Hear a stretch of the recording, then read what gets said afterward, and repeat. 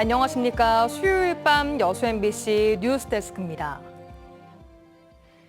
한국인 최초로 노벨 문학상을 받은 한강 작가의 소설 데뷔작은 여수를 배경으로 쓴 여수의 사랑입니다. 실제로 한 작가는 여수에서 지내면서 집필 활동을 한 것으로도 알려지고 있는데요. 이런 작가와의 인연에 지역도 들썩이고 있습니다. 유민호 기자입니다. 여수, 그 앞바다의 녹슨 철선들. 지난 1995년 출판된 한강 작가의 첫 단편소설 여수의 사랑 시작점입니다. 아름답지만 어딘가 쓸쓸함을 지닌 항구 도시 여수.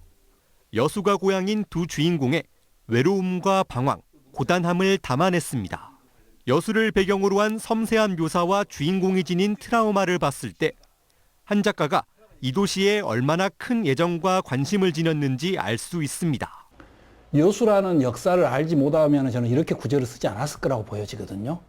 특히 1948년 10월 여순에 대한 그런 아픔들을 모른다고 한다면 이런 구절을 쓸 수 있었을까라는. 실제 한 작가는 가망만이 내려다 보이는 소호동의 한 아파트에 머물며 집필까지 한 것으로 알려졌습니다. 책 구하기에 비상이 걸린 지역 서점에서는 입고와 동시에 날개 돋친 듯 판매되고 있습니다. 뉴스에서 한강 작가가 노벨 문학상 타게 되었다 해가지고 혹시 여기 서점에 한강 작가 책 있을까 해가지고 방문하게 됐어요. 도서관도 수상 소식이 전해지자 한 작가의 모든 작품이 대출됐고 예약마저 다 차버린 상황입니다. 지금 저희 도서관에서 대출은 물론 그날부로 다 대출이 돼버렸고, 대출 이후에 저희가 예약을 걸 수 있는 제도가 있는데 예약도 모두가 마감된 상황입니다. 여수시는 도서관을 중심으로 이번 노벨 문학상 수상을 기념하는 전시와 강연 등을 추진할 계획입니다. 한 작가님과 여수가 특별한 인연이 있어 여수 시민들도 더욱 기뻐하는 것 같습니다. 그 소중한 인연을 이어서 우리 여수에 꼭 모시고 싶습니다. 등단 작품 속 작은 항구 도시 여수. 한강 작가의 노벨 문학상 수상으로 여수와 한 작가의 특별한 인연이 알려지면서 지역이 새롭게 조명받고 있습니다. MBC 뉴스 유민호입니다. 전라남도가 목포대와 순천대가 큰 틀에서 대학 통합에 합의했다고 그제 보도자료를 배포했다가 체면을 구겼습니다.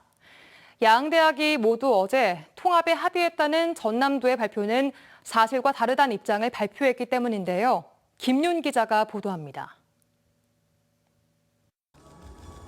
김영록 전남지사와 이주호 사회부총리, 목포대와 순천대 총장 등은 지난 14일 순천에서 열린 글로컬 대학 선포식에 나란히 참석했습니다. 행사에 앞서 사회부총리와 대학 총장 김영록 지사는 오찬을 갖고 대학 통합과 의대 신설 문제에 대한 의견을 나눴습니다. 배석자 없이 참석한 김영록 지사는 관련 내용을 정리해 이날 오후 보도자료 형태로 기자들에게 배포했습니다. 전라남도는 양 대학 총장이 대학 통합이 어렵지만 가야 할 길이라고 생각한다며 의과대 문제도 통합의대 방향으로 가야 한다는데 동의했다고 밝혔습니다. 이 같은 보도자료 내용은 양 대학이 오는 2026학년도까지 대학을 통합하고 의대도 통합의대로 가는 것처럼 해석됐습니다. 하지만 하루 만에 목포대와 순천대는 통합에 합의했다는 전남도의 보도자료는 사실이 아니라고 입장문을 밝혔습니다. 장기적으로 학령 인구가 감소할 수밖에 없어 대학 통합의 필요성을 인정하는 수준이지 마치 2026학년도를 목표로 통합을 추진한다는 것은 아니라는 겁니다. 목포대는 대학 통합 논의와 별개로 공모는 공모대로 진행해야 한다는 입장인 반면 순천대는 전남도의 입장이 변하고 있다며 공모 중단이라는 속내를 내비쳤습니다. 전남도의 성급한 대학 통합 합의 발표는 삼선을 염두에 둔 김영록 지사의 조급한 심경이 그대로 반영됐다는 평가도 나오고 있습니다. 의대 문제로 전남 동서부 간 갈등이 고조되면서 정치적 부담을 지지 않으려는 김 지사의 고민이 투영돼 있다는 겁니다. 따라서 목포 무안 신안 영암 도의원들과 목포시 의회에서 의대 공모의 신뢰를 떨어뜨릴 수 있다는 비판이 제기됐습니다. 최근 의대 설립을 놓고 갈짓자 행보를 하고 있는 전남도의 입장이 자칫 의대를 놓쳐버릴까 하는 그런 불안감마저 키우고 있는 것 같습니다. 전남도는 이런 혼란 속에 통합의대와 의대 공모를 투 트랙으로 추진한다는 입장에는 변화가 없다고 밝히고 있습니다. MBC 뉴스 김윤희입니다. 영광 곡성군수 재보궐선거 투표가 방금 종료됐습니다. 중앙선거관리위원회에 따르면 오늘 오후 8시 기준 최종 투표율은 영광 70.1%, 곡성은 64.6%를 기록했습니다. 개표가 조금 전 시작된 가운데 당선자의 윤곽은 자정을 전후에 나올 예정이며 당선자는 내일부터 바로 군수직을 수행합니다. 영광군수 재보궐선거에는 더불어민주당 장세일, 조국혁신당 장현, 진보당 이석하, 무소속 오기원 후보가, 곡성군수에는 더불어민주당 조상래, 국민의힘 최봉희, 조국혁신당 박웅두, 무소속 이성노 후보가 출마했습니다.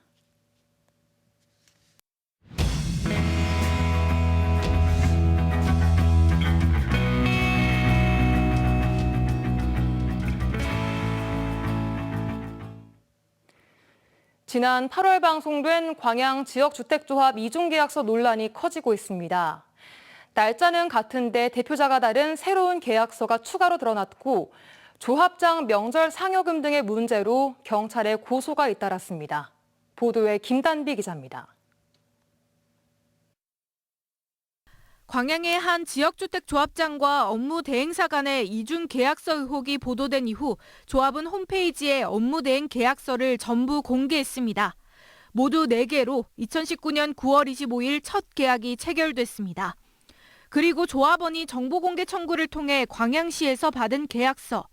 계약 날짜는 2019년 9월 25일로 동일한데 자세히 들여다보니 업무 대행사의 대표자 이름과 도장이 다릅니다.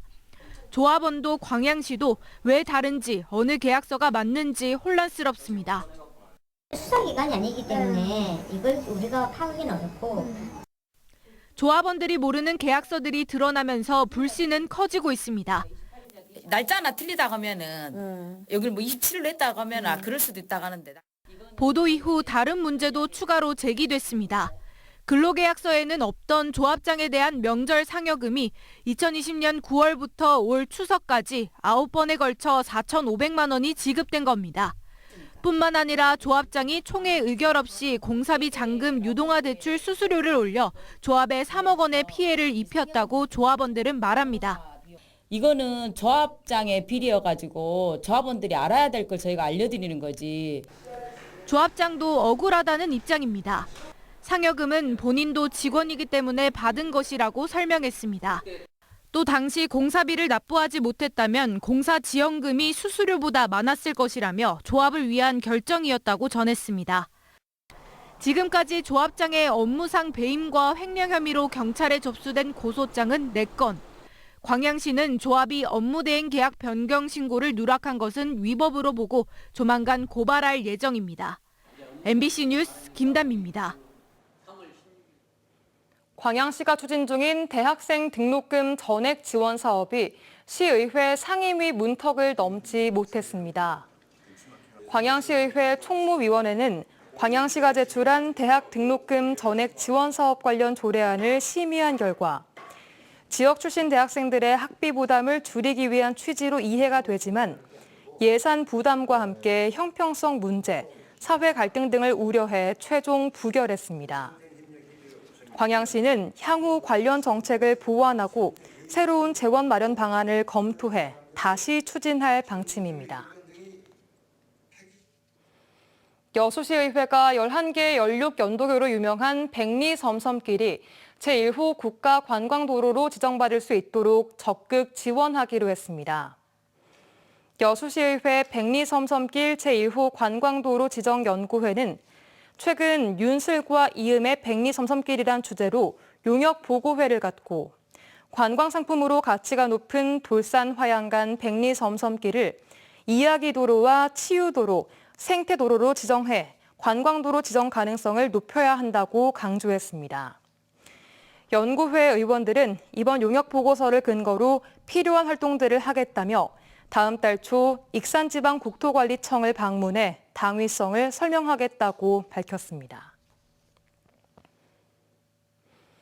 완연한 가을 날씨가 이어지면서 유네스코 세계자연유산 전남 순천만 일대에는 칠면초가 장관을 이루고 있습니다.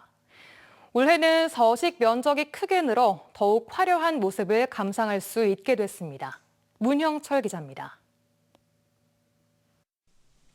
검은 종이 위에 물감을 풀어놓은 듯 드넓은 갯벌이 선홍빛으로 물들었습니다. 끝없이 펼쳐진 칠면초 군락지는 따사로운 가을 햇살 아래 화려함을 마음껏 뽐내며 장관을 연출합니다. 노을처럼 있잖아요. 그런 느낌 좀 들었고 이런 모습을 좀 처음 와가지고 놀랐습니다. 너무 좋습니다. 저는 이게 라벤더인 줄 알고 라벤더가 바닷가에 왜 심어졌지 이렇게 생각하다가 여름부터 조금씩 붉게 물들기 시작한 칠면초는 계절의 발걸음에 맞춰 절정으로 향하고 있습니다. 순천만 일대의 칠면초 군락지 면적은 축구장 5개에 해당하는 3만 5천 제곱미터. 지난해보다 2배 이상 늘었습니다. 한창 싹을 틔우는 3월부터 5월 사이에 많은 비가 내려 생육이 활발해졌고 갯벌 복원 작업으로 서식 환경도 개선됐기 때문입니다.